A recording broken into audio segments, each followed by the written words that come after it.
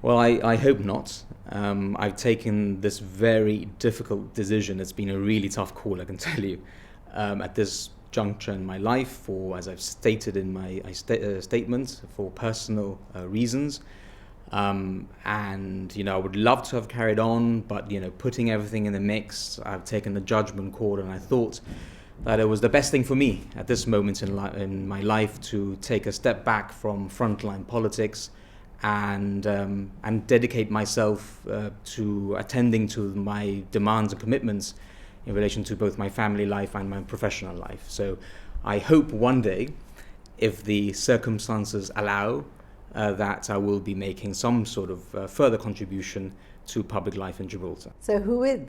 Well, I certainly hope that the Gibraltar Social Democrats, which has been my party and the party in respect of which I have represented in Parliament, and it has been, an immense pleasure and a privilege to represent the GSD in Gibraltar's Parliament over the last 4 years, continues to espouse the vision and the principles and the ideology of the GSD, which I would highlight as being the prudent and sound management of both our internal and external affairs, and the equitable and socially just distribution of the wealth that we create. If the GSD continues to provide that, then I'm sure it would be my political home. Well, you said you were leaving for personal and professional reasons, and this obviously points to a conflict between work and politics. How big a part has this played?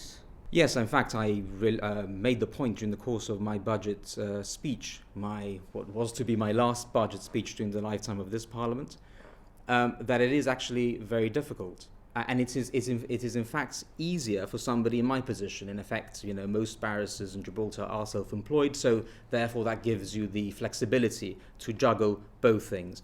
But I have found it very, very difficult because, I'm a person who likes to dedicate himself full on to the task at hand, and I have felt that sort of juggling these two balls in the air has proved immensely difficult. There have been certain strains with my professional colleagues, but also equally strains, within the political party, because there are certain things that you're expected to do and you simply can't because of your professional commitments, and the inverse is also very true.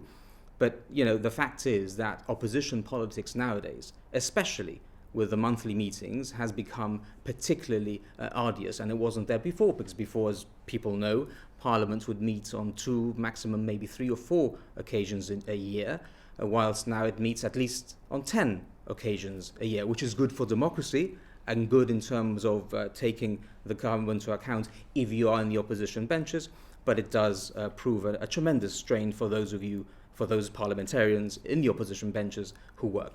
Well, Mr. Bossino, could you be seen as leaving when the going gets tough?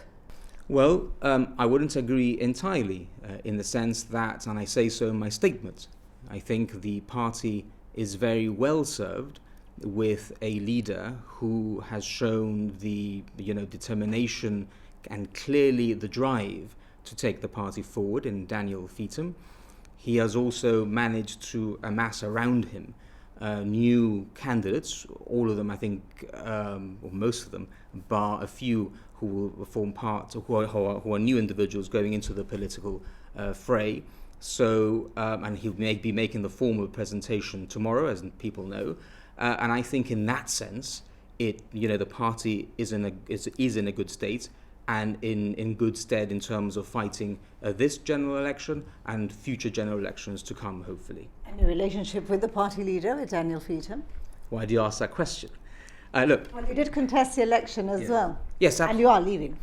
Well, no, I'm leaving for the reasons that I have stated. And look, it is no secret that Daniel Feetham and I are like chalk and cheese. I think we couldn't be more different in terms, of our where we come from, in terms of our approach and style to politics. All those things, I think, are there for all to see. And it is true, there are sort of immense differences between him and I, but I think that is good. I think, one of the selling features which Sir Peter always used in terms of portraying the positive things about the GSD is that he would use the term broad church, maybe I would use the term broad tent to make it a bit more acceptable to those who are non-believers, to accept those from both sides of the political spectrum, whether you're right of centre, whether you're left of centre, or a centrist. You have a home in the GSD so long as you espouse the basic principles and the basic values of the GSD.